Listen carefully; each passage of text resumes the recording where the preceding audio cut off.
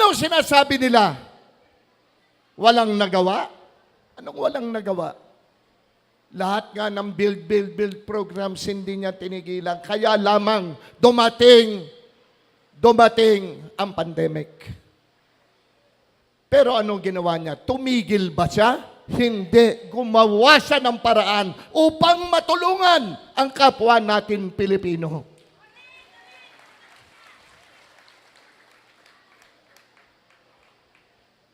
One thing I know,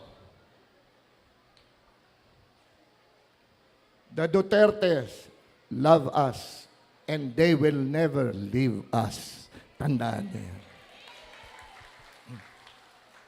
Ako, ano ang ginagawa kong advokasya? Peace and order.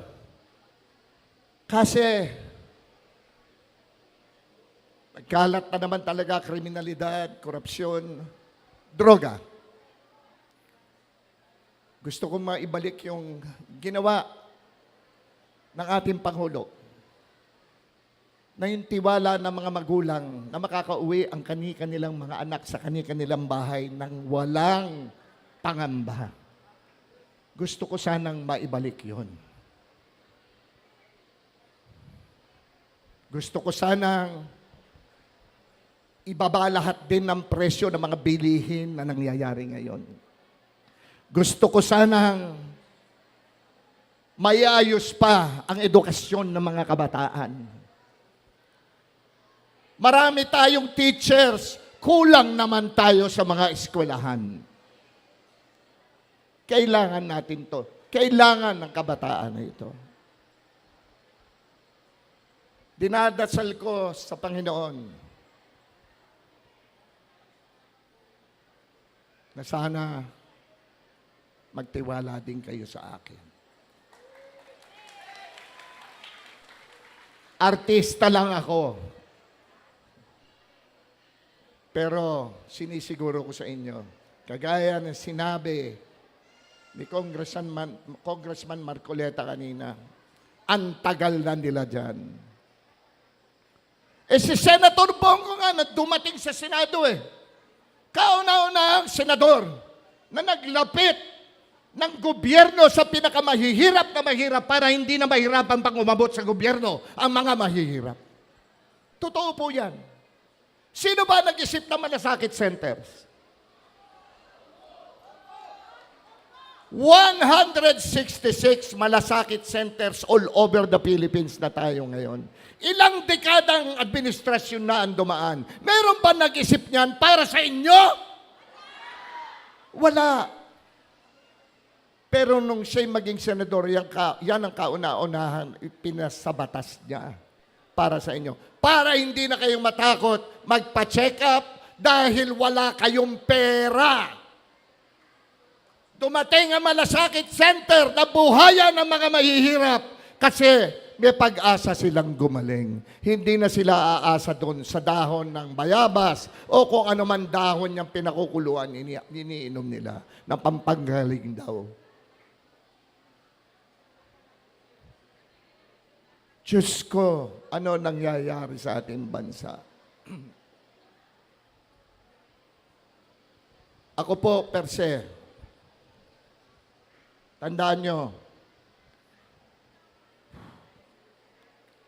kung anong serbisyong ginagawang mabuti ni Senator Bongo para sa inyo, maidadagdag ko ang aking sarili dahil hindi ako titigil ng pagsaserbisyo sa inyo, lalo na dito sa Davao.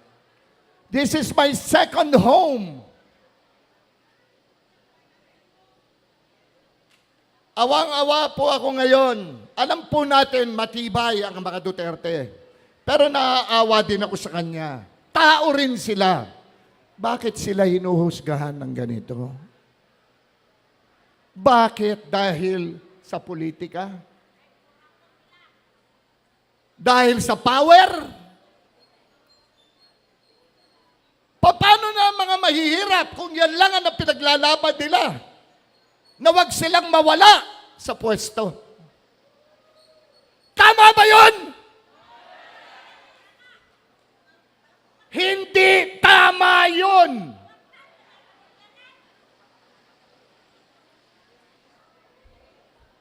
Hindi tama yung ginagawa nila dahil pang sariling interest nila ang kanilang pinoprotektahan.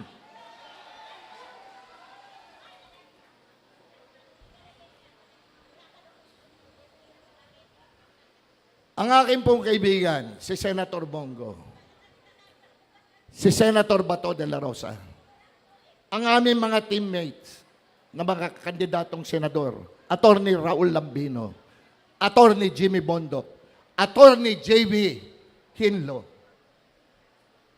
ay nagkakaisa. Nagkakaisa para ipaglaban kayo, para ipaglaban ang Pilipino, hindi sariling interes. Siguro naman po tinangkilik nyo rin ang aking mga pelikula noon. Tama po ba ako? Alam nyo po bang kayo'y parte na ng aklat ng buhay ko sa pagka-artista ko?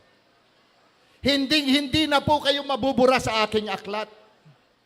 Dahil sa inyo, naging superstar ako.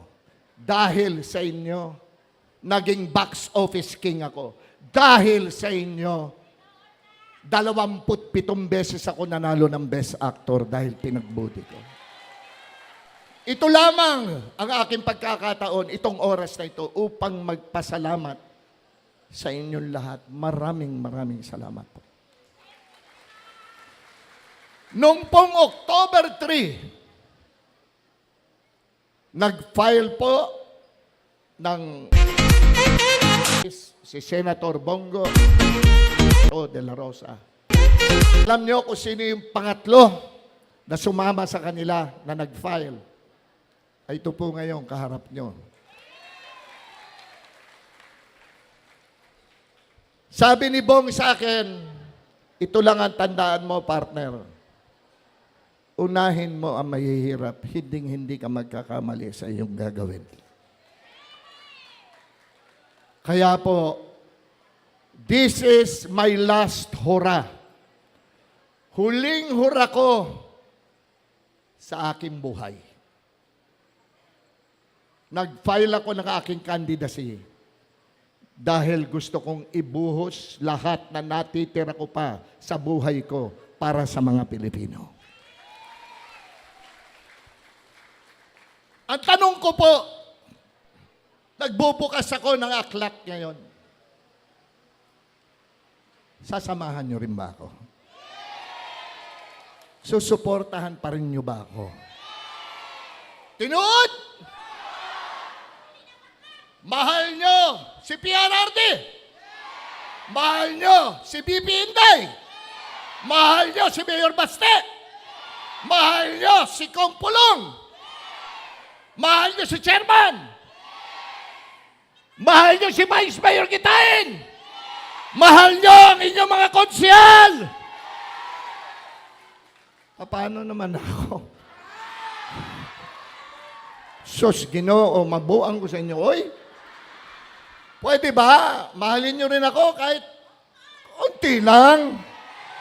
Palihog lang ba? Pwede? Sus, Ginoo, salamat po. Lagi po natin unahin sa ating kalagitnaan ang ating Panginoon Diyos. Hindi tayo magkakamali sa ating patutunguhan at mga magiging desisyon sa buhay.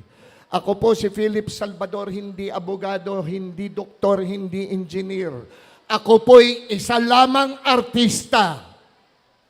Pero ako po ang artistang magiging epektibong maglingkod at magserbisyo sa mga Pilipino. Mabuhay ang Pilipinas!